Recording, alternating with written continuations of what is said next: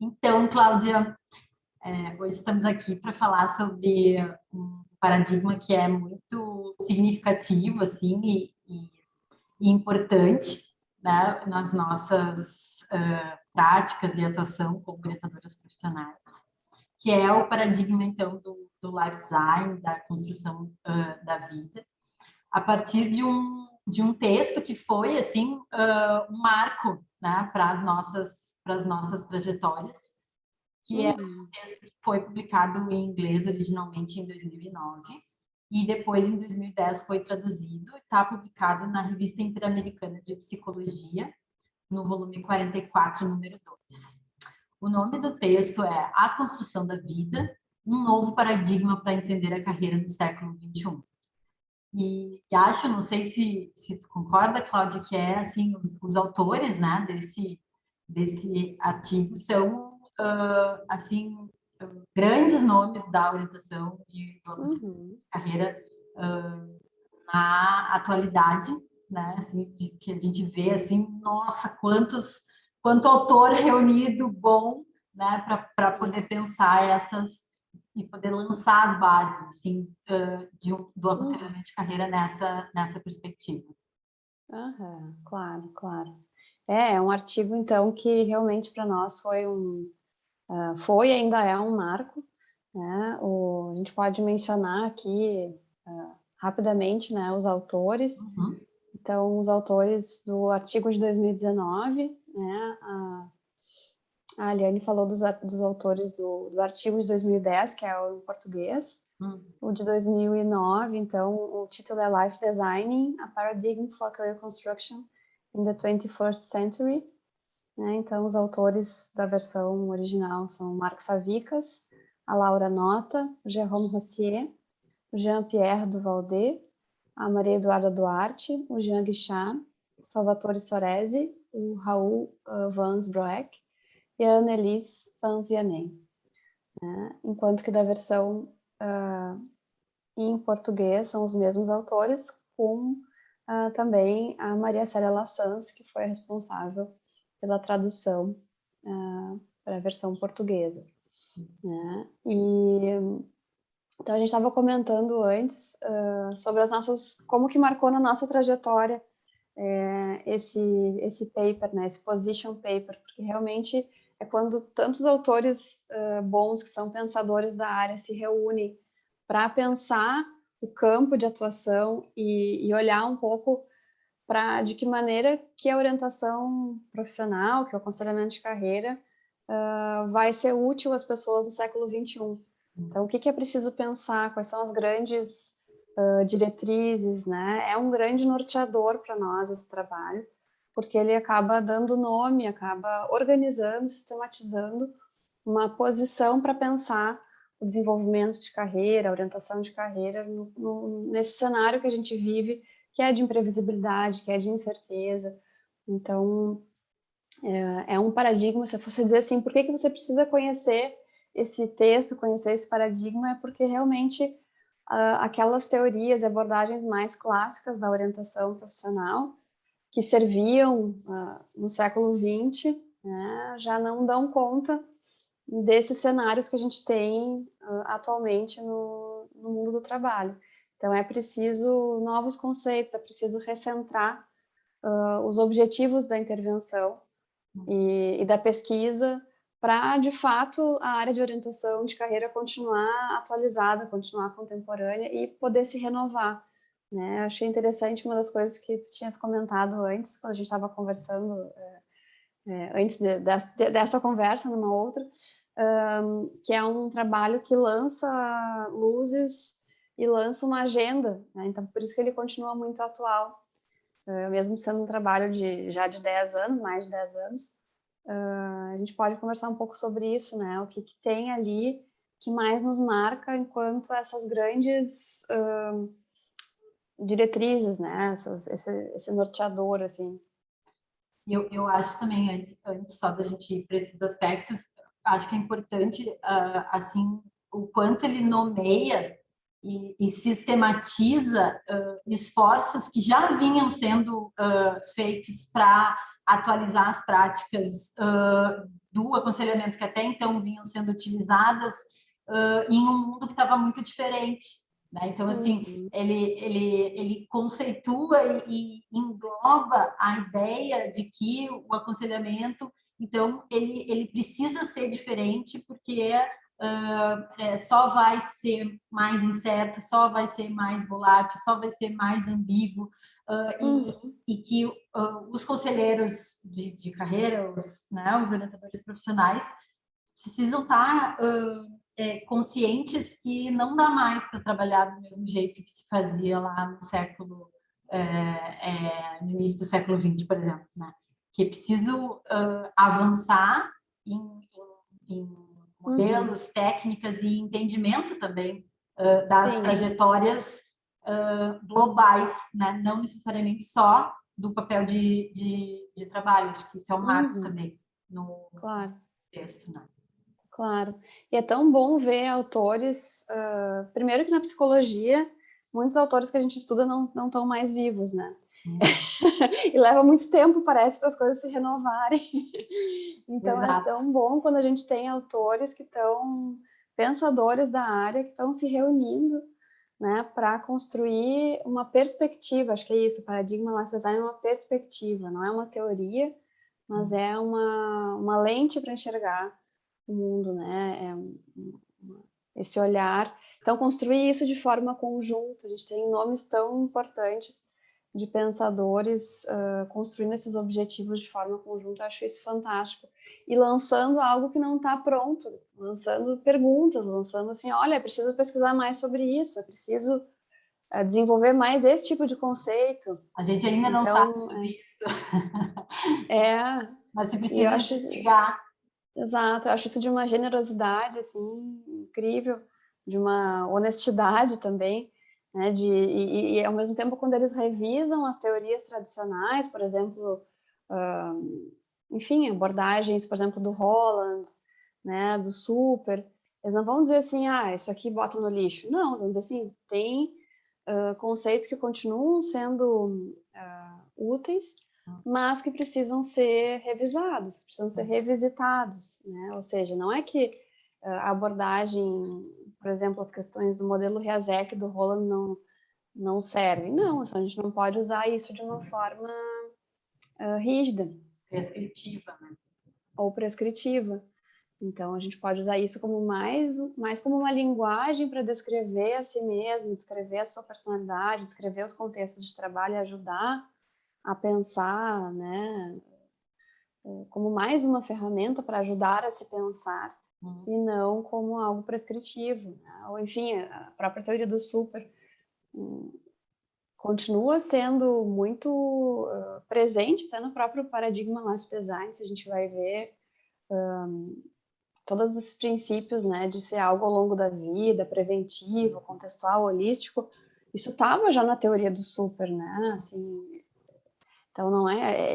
isso eu acho interessante, eles incorporam essa contribuição, por exemplo, do super, mas fazem a crítica de que talvez pensar em estágios ou em algo muito linear seja difícil a gente ver trajetórias de carreira, cada vez é mais difícil a gente encontrar trajetórias de carreira que são previsíveis e lineares. Então, eles criticam, de alguma forma, esse aspecto da teoria do super, que propôs etapas de desenvolvimento de carreira. Embora o super também tenha dito que bom, a cada vez que se passa por uma transição tem um miniciclo, né? Tem os grandes ciclos e os miniciclos de, enfim, de exploração, crescimento, exploração, né? Estabelecimento, manutenção, desengajamento. Então, mas acho que na época que o super propôs a teoria dele, as mudanças não eram tão rápidas, né? Em termos, assim, de tecnologia, de o quanto, em pouco tempo, algo que a gente aprende enquanto trabalhador deixa de ser útil, a gente precisa se reeditar, se reciclar. Então, enfim, acho que esse é um aspecto que é importante, o paradigma Life Design também, trazer essa crítica, né, das teorias mais tradicionais e dizer assim, olha, a gente precisa muito mais focar em questões de prontidão para lidar com mudança, talvez por isso o foco tão grande na adaptabilidade de carreira, Uhum. do que pensar em estágios, grandes estágios de desenvolvimento, tarefas lineares, né? Vamos focar mais nos recursos para lidar com transição. Né? E aí vem a adaptabilidade, a narratabilidade, a intencionalidade, a atividade. Então, essa ideia de que a pessoa vai estar sempre lidando com transição, com construção de significado para a própria trajetória, né? Ela não vai ter, assim, um período, especialmente o período, talvez a etapa de manutenção, né? Na teoria do super seja algo difícil da gente vislumbrar em muitas trajetórias de carreira, né? A pessoa vai ficar um período ali só fazendo manutenção. Ainda existem percursos assim, né? Sim, não é mas que são não cada vez existem, mais raros, né? mas penso que são cada vez mais raros e daqui para frente, como as mudanças tecnológicas são exponenciais, o tempo que vai levar para que o nosso conhecimento vire obsoleto, ou pelo menos que a gente precise se reciclar, vai encurtando, né? Então, essa ideia de que eu vou ficar na manutenção 20 anos ou 15 anos é algo difícil de imaginar. Sim. Se ficar 5 já tá, já tá meio raro, né? Para poder se manter, a gente precisa se reciclar, né? É isso. Mas sabe que eu fiquei pensando, assim, uma coisa que tu disse, assim, que engloba, né, as teorias que já foram utilizadas e já foram feitas, não joga fora, mas, assim, Uhum. faz uma crítica, então eu fiquei pensando quanto que essa perspectiva, né, que esse paradigma, ele também, de alguma maneira, ele integra, assim, tipo, o passado, Uhum. presente e lança luz para o futuro, né? Então, que é Exato. uma ideia que a gente trabalha muito atualmente, tanto nas Uhum. trajetórias do cliente, quanto a gente precisa entender, né? Assim, como é que ele chegou até aqui, que recursos ele tem agora, como é que é, e o que ele vai fazer, então, a partir disso, né? Tive esse insight, assim, Uhum. agora, e eu acho que isso também pode ser uma razão pela qual é um texto, né, que ele é muito importante, assim, a gente até antes falava do quanto ele nos impactou quando a gente leu, né, e que divisor de águas que foi para a gente esse texto, mas ele é também muito denso, né? Ele tem muitas informações e não são informações da ordem da receita, né? Mas muito mais do norteador, do parâmetro, né? Quando diz assim, Uhum. a gente tem que colocar o cliente para narrar, não diz como ele vai fazer isso, mas diz que é importante que o cliente narre Uhum. sobre a sua própria história e construa significados a partir dali. Uhum. Uhum. Sim, sim. Exatamente. E acho que seria até contraditório se ele desse uma receita de bolo, porque justamente é um paradigma que salienta a importância dos contextos, de que cada orientador seja capaz de adaptar a sua intervenção aos clientes a partir da sua realidade, do seu contexto, né? Aquilo que pode ser muito útil num contexto pode não fazer sentido nenhum em outro. Por exemplo, em uso de instrumentos. E aí, quando se trabalha com a narrativa, acaba tornando o modelo também mais democrático, porque todo mundo tem uma história para contar sobre si mesmo, né? Enquanto que um teste quantos anos leva para adaptar um teste àquele contexto específico, né? Ver se a pessoa entende aqueles itens, enfim, construir normas, leva todo um tempo, né? E é um processo super complexo que nem sempre a gente tem recursos que são adaptados para aquele contexto, para aquela realidade, mas trabalhar com, bom, me conta a tua história é algo que a gente pode fazer em qualquer língua, qualquer cultura, desde, enfim, com poucos instrumentos, né? Assim, sim, na relação também exato, orientador. exato. E é algo muito que, com esse foco na narrativa, que também possibilita um olhar muito para a idiosincrasia, né? Enfim, do cliente. Eu acho que na área de orientação profissional, uma coisa que me incomoda é quando alguém não tem formação teórica e aí se formou, por exemplo, há pouco tempo em psicologia e aí começa atendendo consultório e recebe alguém que pede orientação profissional no consultório. A pessoa me mandou uma mensagem, que teste que eu uso? Isso me incomoda profundamente, porque não existe um teste que dê conta de fazer a orientação, né? Pode ter alguma ferramenta que facilita, que a pessoa pode escolher usar ou não, dependendo da sua preferência, da necessidade do cliente.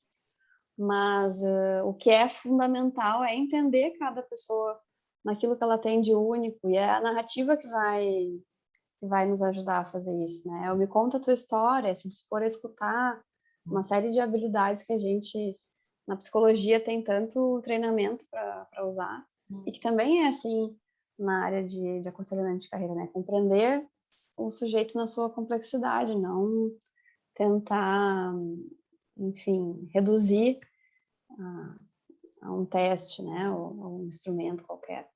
Então, acho que é um paradigma muito respeitoso, assim,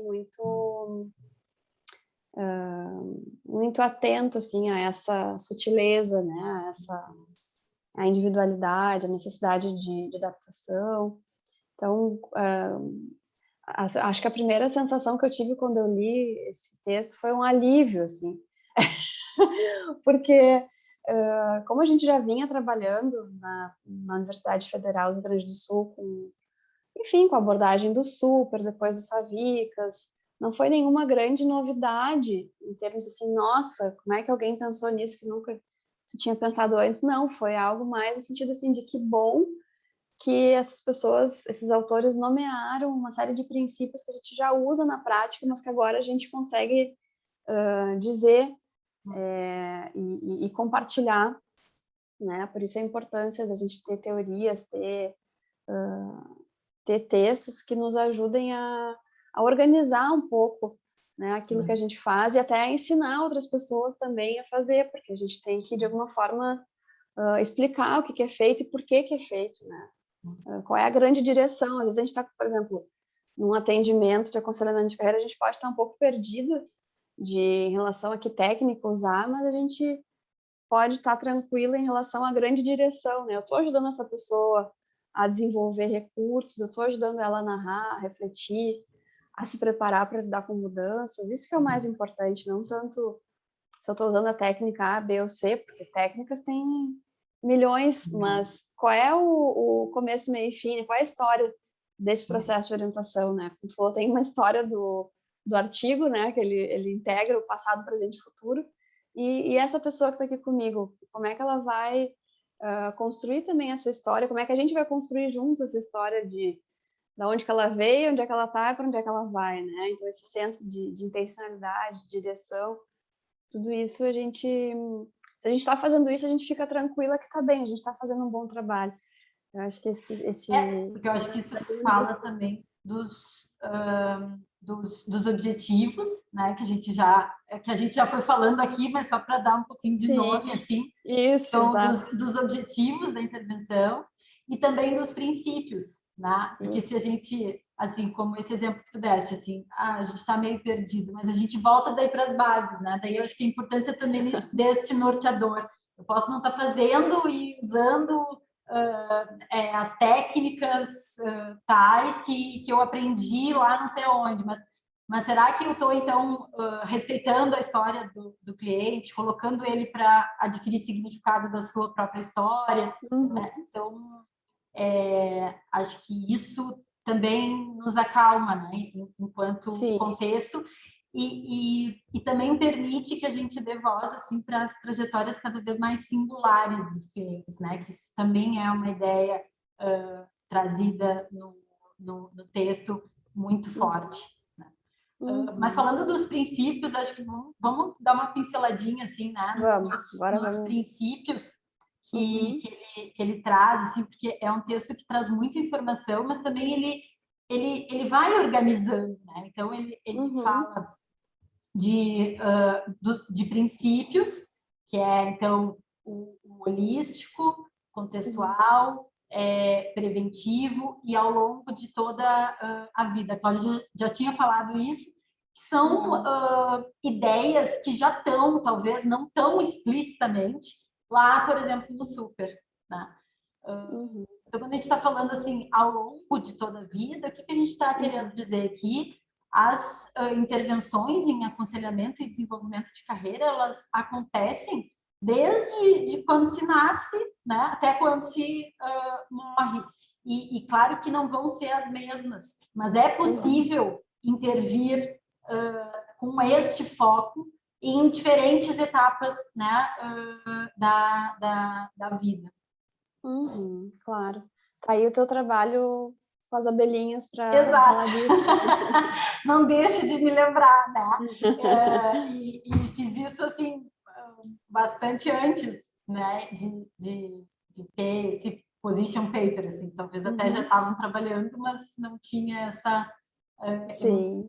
não tinha esse conhecimento. Mas e também de alguma forma esse trabalho que tu fizeste, né, na pré-escola, né, o trabalho das abelhinhas, que é um trabalho que assim fantástico, né? Quem trabalha com crianças, enfim, com essa etapa da infância e pensando a formação, a educação, precisa conhecer essa ideia de que já na infância a gente está desenvolvendo uma visão de nós mesmos, uma visão do mundo, do que quer trabalhar. Então, poder intervir nessa etapa é algo extremamente preventivo. Né? Então, já trabalha com um outro princípio, né? Que é com dois dos princípios, que é ao longo de toda a vida, ou seja, a gente não vai intervir só quando chega lá na hora de terminar o ensino médio e tomar uma decisão em relação ao que fazer, que é o período que as pessoas mais associam com orientação profissional. Então, é possível começar já na infância, né? E prevenir prevenir o quê? Prevenir, por exemplo, dificuldades de escolha, de construção de si, né, de significado em relação a si mesmo, porque a gente começa muitas vezes a construir uma visão, por exemplo, baseada em estereótipos já na infância, né? Já que algumas profissões são para mulher, outras são para homem, já está lá o trabalho da Gottfredson para falar disso, para né? ajudar.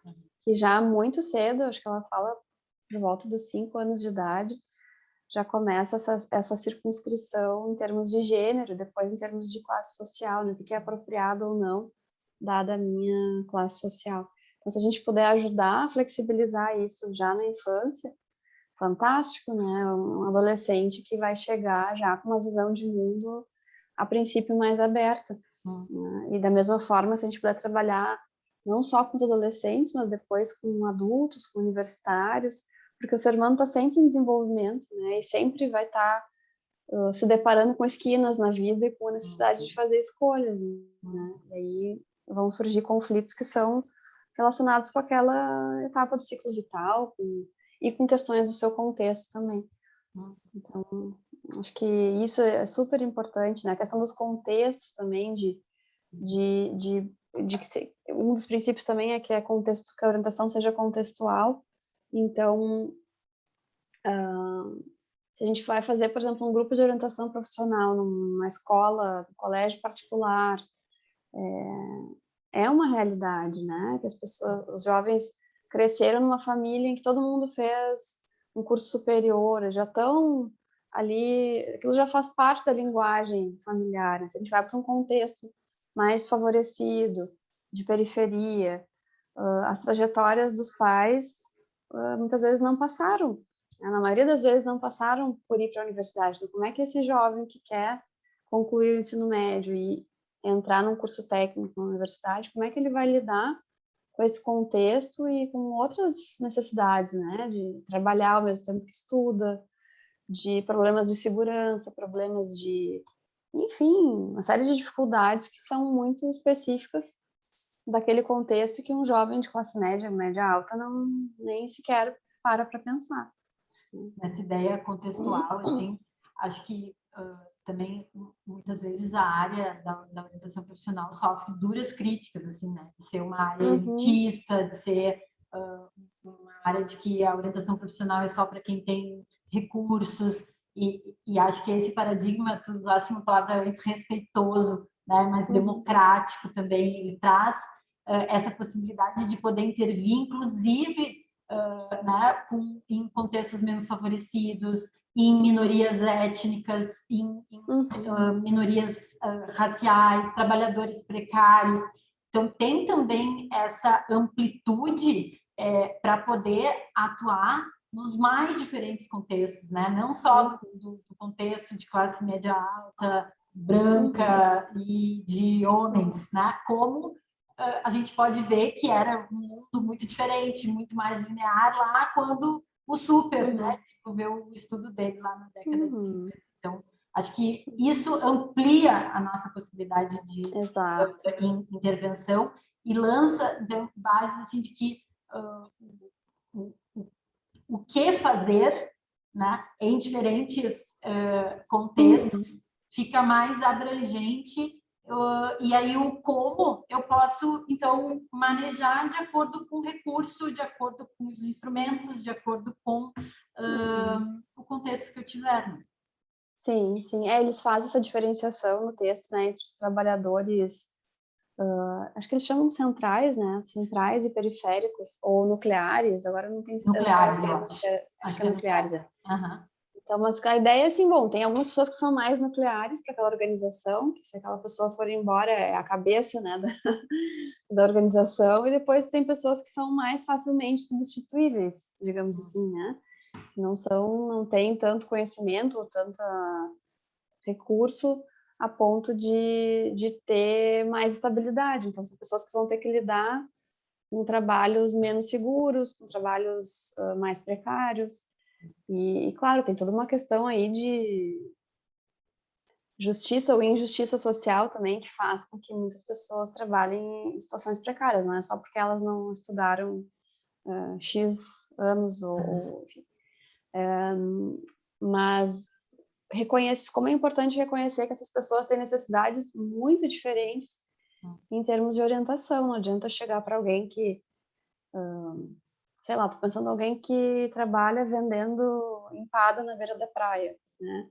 A pessoa vive numa lógica de que, bom, todos os dias ela vai ter que conseguir o seu sustento. Ela não tem como pensar muito a longo prazo. No primeiro momento, ela precisa dar conta do que eu vou comer hoje, né? Como é que eu vou pagar as contas hoje, para depois poder pensar em coisas um pouco mais estendidas no tempo, né? Sabe que agora eu lembrei de um texto que eu li do Mia Couto. Ele estava contando que em algumas regiões, algumas culturas da África, não existe a palavra futuro. Ou melhor, existe, mas só para designar o dia de amanhã, não o futuro nessa ideia de algo de longo prazo, né? Que não faz sentido, não tem a palavra porque as pessoas não pensam dessa forma, não precisam dessa palavra. É maluco isso, né? Não agem nesse tempo. Então, eu acho que sim, eu acho que é a orientação profissional. Se a gente for pensar ela de uma maneira encaixotada e aquela ideia de algo para o jovem terminando o ensino médio que vai para a universidade, isso sim é algo elitista. Mas se a gente for pensar a orientação profissional como uma ajuda para as pessoas construírem um significado para suas vidas, isso pode ser feito para qualquer pessoa, de qualquer cultura, seja ela um trabalhador que ganha a vida dia a dia ou alguém que vai pensar os próximos 10 anos. Se bem que está cada vez mais difícil pensar os próximos 10 anos. Mas, enfim, acho que é um pouco isso, assim, o que é a orientação profissional, né? Por isso, life design, ou construção da vida, não é pensar um apoio para tomar uma decisão de carreira, mas é um apoio para como é que eu dou um significado para a minha vida nesse mundo caótico, né? E com uma carência, assim, de instituições que deem uma sustentação, um senso de segurança, né, para nossa construção de identidade. É um desafio, né? Como fazer isso? Eu acho que isso a gente toca no quarto aí, princípio, que é a ideia de ser holístico, né? Então, assim, que construir a vida é, sim, também considerar o papel de trabalho, mas não se restringir só a ele, né? Porque em quantos contextos a gente se desenvolve, a gente dá significado, o quanto outros contextos para além do trabalho, eles também dizem sobre as nossas habilidades, os nossos interesses, os valores que a gente atribui para cada uma das nossas ações. E isso faz com que o indivíduo possa, então, construir uma identidade subjetiva mais clara, com mais apropriação, né? Então, assim, sim considerar e entender o trabalho, e a maioria das pessoas nos procura, em geral, assim, para tomar decisões relativas ao papel de trabalho, mas a gente precisa considerar o indivíduo como um todo, né? Que desenvolve e que desempenha vários papéis, né? E ao longo do tempo essa estrutura ela vai se complexificando. Então, uma tomada de decisão, invariavelmente, ela não vai afetar somente o papel profissional, né?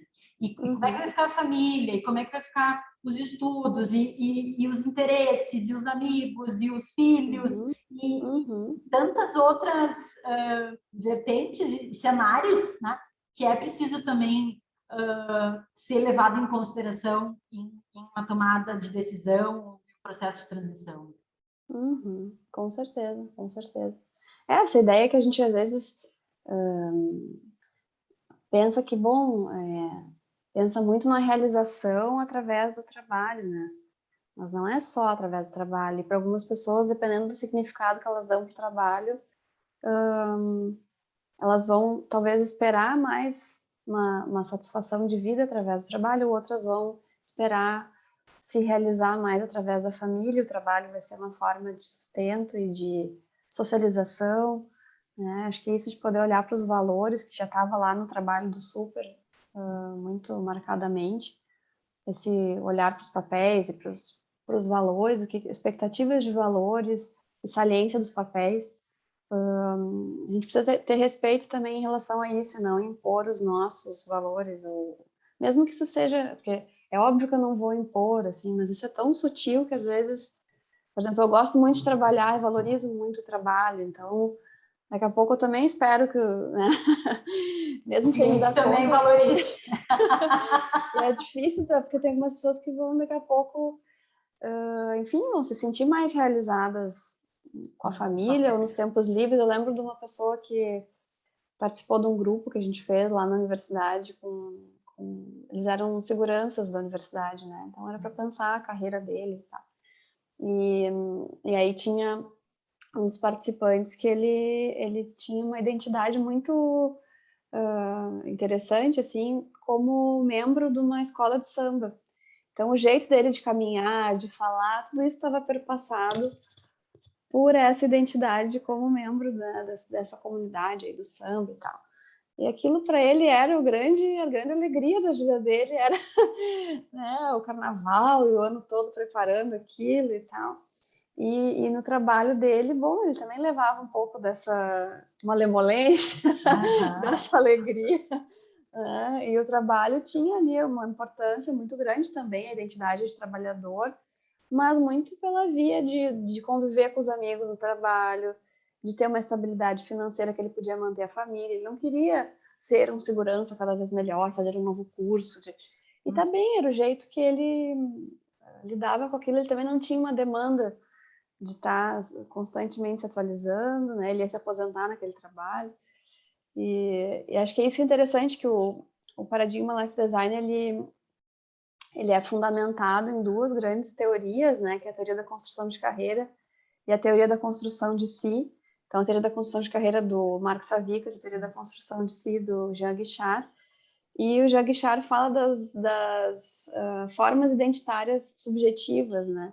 Então, que é um pouco isso, assim, essas várias identidades que compõem, né, o nosso self, assim. Então, essas formas identitárias, nesse caso, ele tinha essa forma identitária como, enfim, o sambista, o segurança, o pai de família, o amigo, são, né, essa ideia de que as nossas várias identidades têm o self num papel social, né? E como essas várias identidades compõem aí um mosaico, na teoria do Guichard, chega até a ter uma figura, assim, com essas formas identitárias subjetivas, o que é mais central, o que é mais periférico, na forma como a gente se vê, como a gente se relaciona com o mundo, assim, né? Então, acho que, às vezes, as pessoas associam orientação profissional a pensar o trabalho, mas é pensar essa rede, né, de formas aí identitárias subjetivas e planejar a vida dentro do que for necessário e desejado pela pessoa, com essa rede, né? Não só olhando para o trabalho. Eu costumo dizer que a gente, embora muitas vezes a gente duvide, que a gente, de fato, como adulto, passa mais tempo cronológico, muitas vezes, trabalhando, né, do que fazendo qualquer outra coisa, o trabalho está dentro da vida, e não o contrário. Né? Então, assim, como é que a gente acomoda e que espaço tem o trabalho em uma estrutura que é maior, né? Porque ela é maior, porque tem coisas que a gente se interessa que a gente não coloca no trabalho, habilidades que a gente tem que a gente não necessariamente, e também valores que a gente realiza para além do contexto do trabalho. Então, eu faço essa brincadeira muitas vezes. Não, embora a gente duvide, né? Ela está dentro da vida e não o contrário. É aquela coisa, eu vou trabalhar, como é que é? Vou trabalhar para viver e não viver para trabalhar. Isso. Exato. Mas, enfim, algumas pessoas vivem para trabalhar, dependendo da saliência. Exato. A gente também tem que ter essa... respirar fundo e essa abertura, cuidado de não julgar. Essa abertura, assim, para poder estar receptivo, né, ao enquadramento que o cliente dá, né, para a saliência do papel de trabalho, não transferir a nossa, né? Exato, perfeito. Acho que vamos falar, então, um pouquinho mais estruturadamente, assim, dos objetivos da intervenção. A gente já foi falando, assim, pincelado, né? Mas esse paradigma, ele nos traz, assim, 4 grandes objetivos da intervenção. Né? Os objetivos da intervenção, então, nessa ideia de norteadores, é o que o aconselhamento de carreira na atualidade, na contemporaneidade, ele precisa buscar. Né? E aí ele dá uma ênfase assim, a 4, então, objetivos, aspectos, né?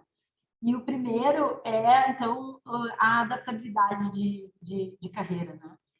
E a adaptabilidade como o desenvolvimento de recursos, né?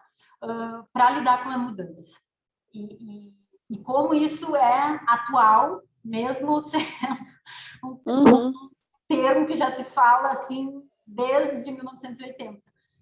Né? Antes, lá no Super Inácio, que é um texto super importante, assim, né? Que coloca a adaptabilidade então, como uma maneira e um recurso para ser utilizado em todas as etapas da vida. A ideia é que, em um contexto, em um mundo cada vez mais incerto e imprevisível, a mudança é uma constante. Né? E a gente precisa desenvolver recursos para lidar com essas transições, com essas tarefas, com essa imprevisibilidade que está colocada ali. Mas não, isso eu acho importante assim, falar, mas não de uma maneira amorfa assim, e passiva. Né? Ou seja, não é eu me submeter à adaptabilidade. Às vezes as pessoas acham que a adaptabilidade é se conformar. Né? E não é isso que os autores trazem, como desenvolver recursos ativos, né? O indivíduo como agente da sua trajetória e desenvolver, a partir disso, recursos para lidar com essa mudança. Né? A partir de 4, então, dimensões, né? Que seria a pré-ocupação, a preocupação, ou seja, o quanto eu vislumbro, assim, né? Tento responder uma pergunta se eu tenho um futuro, né? O quanto eu consigo ver isso, não importa se for o de amanhã, ou de 5 anos, ou de 2 anos, de 10 anos, mas o quanto eu consigo antever e também me preparar para esse futuro. Né?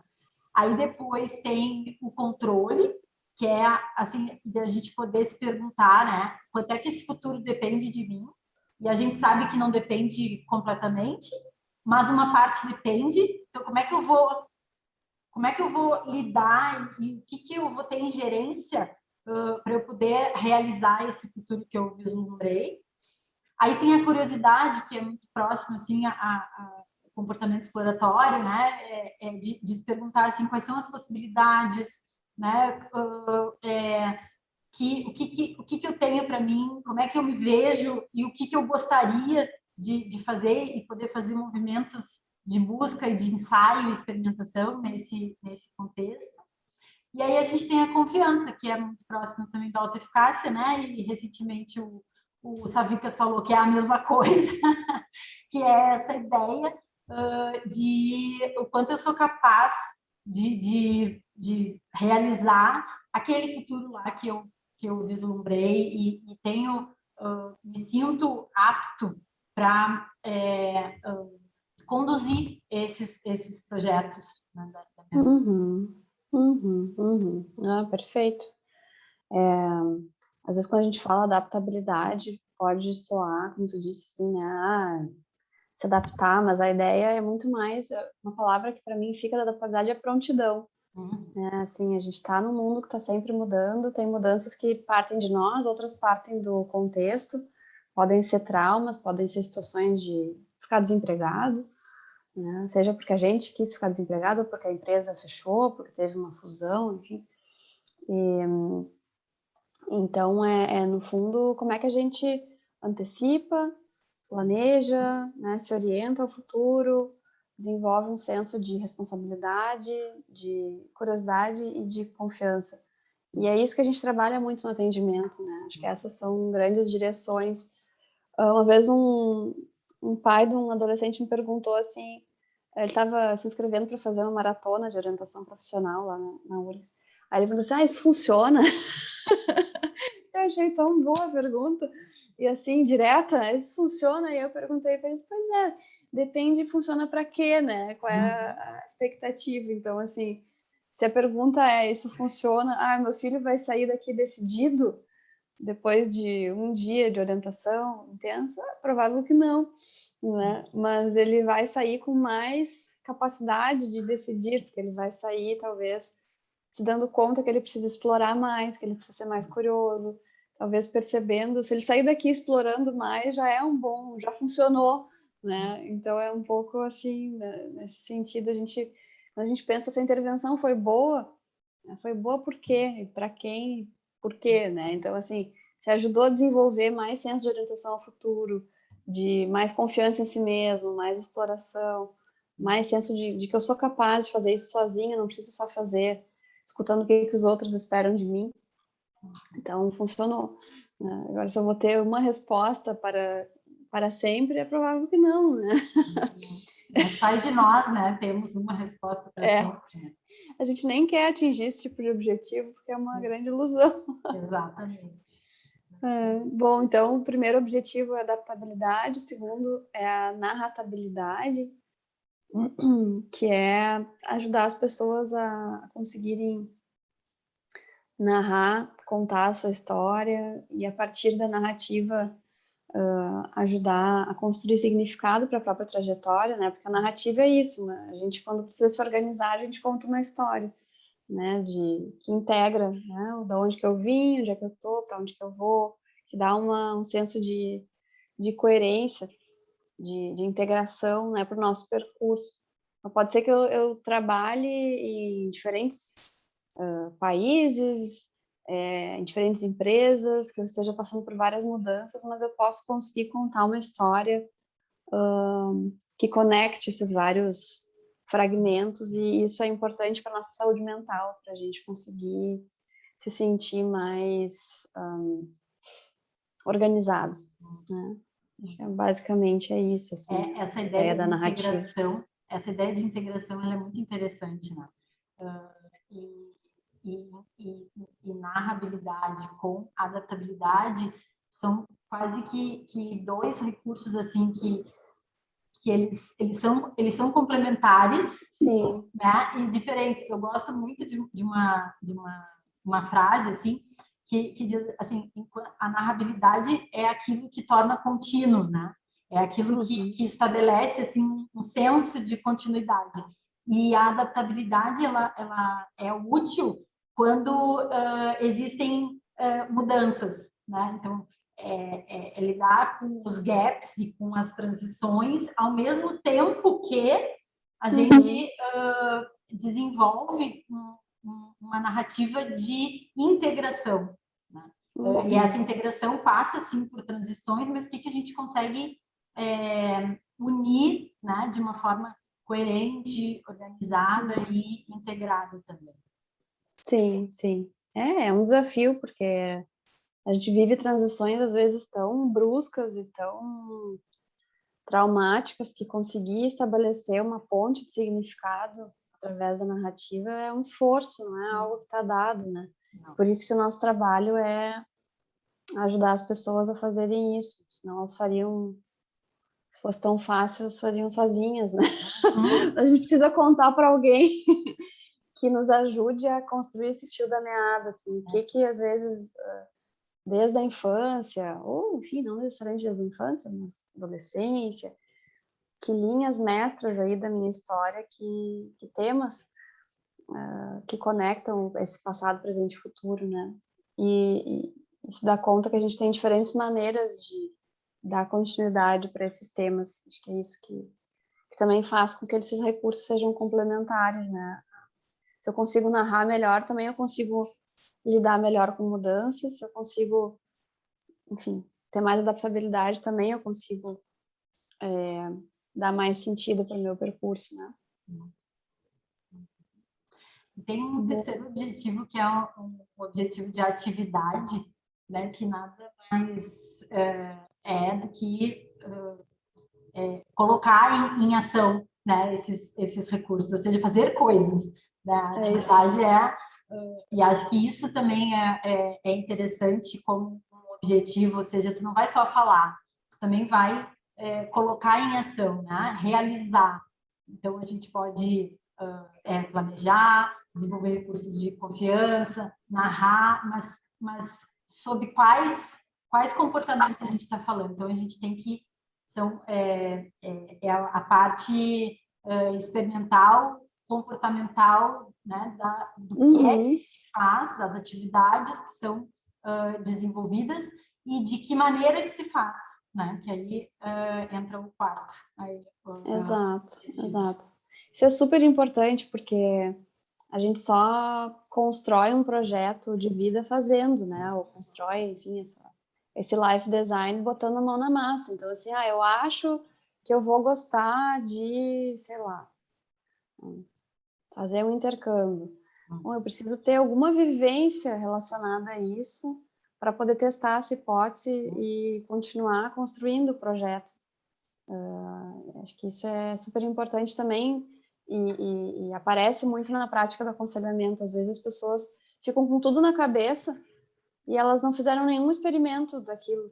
Então, a gente, em geral, estimula que as pessoas conversem com profissionais. Sei lá, estou pensando em trabalhar na área X. Bom, vai lá e conversa com alguém que trabalha com isso. Vai passar um dia, né? Vai a campo, né? E como é importante isso até para construir contatos, para enfim, adultos em transição, por exemplo, às vezes querem se experimentar numa nova área, mas nunca fizeram nada relacionado com aquilo. Então faz alguma coisa, porque é fazendo que novas ideias vão surgir, que novas reflexões vão surgir, novas percepções de si. Mas é muito interessante, né, essa parte assim da atividade, porque às vezes a pessoa fica com um plano na cabeça assim super organizado, perfeito. Aí a gente diz assim, tá, então quem sabe vamos até lá, ou vai até lá, conversa com alguém. Aí várias vezes já me aconteceu, se eu não gostar, bom, se tu não gostar, que resposta que isso te dá, né? E que bom que tu vai ter antes essa resposta do que escolher aquilo ali. Então, essa é mesmo a ideia, é ver se tu vai gostar, Claro. o que tu vai fazer a partir daquilo ali. Então, sim, às vezes as pessoas se defendem também, né? E fica tudo na cabeça, só que a construção da vida não acontece na cabeça, né? Ela pode começar na cabeça, mas ela precisa se efetivar em comportamento, né? Acho que é esse aspecto assim realístico, né? Isso.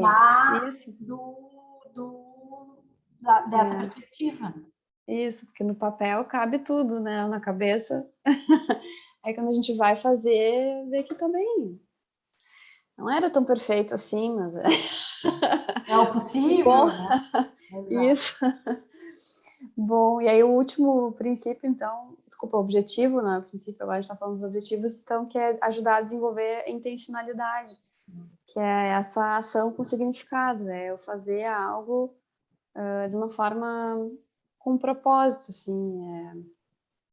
Muitas vezes, quando a gente se sente perdido, eu vejo, por exemplo, com universitários, não estou gostando do meu curso. Muitas vezes a pessoa faz um movimento que é mais de fugir daquele curso que está ruim, e sem ter muita clareza dessa intenção do movimento, de para onde que eu estou indo. Então, acho que é ajudar a fazer movimentos com mais consciência de qual é a minha intenção, o que eu quero com isso, o que eu estou buscando, e que esse movimento, que essa ação esteja conectada de forma mais coerente com essa intenção. Né? Muitas vezes a pessoa tem, enfim, tomou várias decisões que tinham alguma intencionalidade, mas às vezes não está muito claro para a pessoa o que moveu, né? Então, acho que uma das coisas que a gente trabalha no atendimento também é de forma retrospectiva, deixar mais claro o que moveu, o que ajudou a impulsionar algumas decisões, né? Então, aí é trabalhar a intencionalidade. Acho que é o porquê, né? Por que a gente faz aquilo, que intenção que a gente tem. E já me aconteceu também de clientes assim, tipo, não estou gostando do curso, tá, mas como é que tu entende esse curso? Como é que a gente vai investigar assim um pouquinho mais, né? E aí fica mais claro que o curso, a escolha tava bem, mas assim, o jeito de encarar aquele curso muda, e aí às vezes até o curso segue e continua, mas a perspectiva é diferente, o enquadramento que se dá para aquela tarefa, para aquela atividade ali, ele também fica diferente, e isso tem uma virada de chave muitas vezes no processo, né? Trazer essa intencionalidade mais para o explícito, e a partir dali poder ver as coisas que se faz conectadas com o propósito que se tem, com o que se deseja, com as habilidades, com os interesses, com os valores, né? Sim, aí é tão bonito, né, o nosso trabalho, porque é isso, a pessoa não precisa ter uma outra vida, ela precisa construir um novo olhar, uma nova perspectiva, para que as coisas comecem a ter outro brilho, outra graça, né? A ver que aquilo que ela fez já tem valor, né? Ela não precisa necessariamente fazer outro curso, mas precisa conectar melhor aquilo que ela faz com ela, né? Com mais consciência. Com mais consciência, exato. Que legal, adorei nossa conversa. Acho que a gente já falou muitas coisas, a gente pode talvez encerrar esse vídeo. Acho que sim. E deixar outras coisas do Life Design, que tem muitos outros elementos, né? As etapas da intervenção, enfim, os pressupostos, deixar talvez para uma próxima conversa, para não ficar um vídeo tão longo. Muito curto. E a gente segue conversando numa próxima, mas eu gostei muito de poder dialogar assim sobre isso contigo, a gente fazendo essas conexões, como é que isso aparece na nossa prática também, porque eu vejo que muitos orientadores leem esse texto e como tu disseste, né, é um texto muito denso, e a nossa ideia é ajudar a clarear um pouco, a ir vendo parte por parte e enfim, destrinchando isso. Destrinchar, excelente. Eu adorei também. Seguimos conversando, assim Tá, como joia. faremos. Isso. Tá bom, obrigada. Tá bom, beijinho. Até a próxima. É. Um beijo.